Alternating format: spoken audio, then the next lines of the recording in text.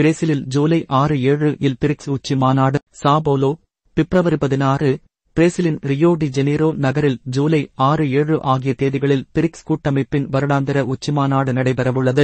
நடப்பாண்டில் பிரிக்ஸ் கூட்டமைப்புக்கு தலைமை வகிக்கும் பிரேசில் அரசு இந்த அறிவிப்பை வெளியிட்டுள்ளது.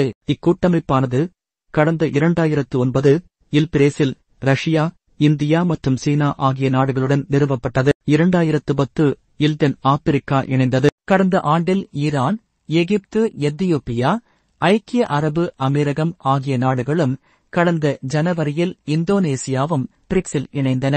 துருக்கி, அதர்பைஜான், மலேசியா ஆகிய நாடுகள் கூட்டமைப்பில் இணைய முறைப்படி விண்ணப்பித்துள்ளன. 11 உறுப்பு நாடுகளுடன் விரிவுபடுத்தப்பட்ட பிரிக்ஸ் கூட்டமைப்புக்கு நடப்பாண்டில் பிரேசில் தலைமை வகிக்கிறது.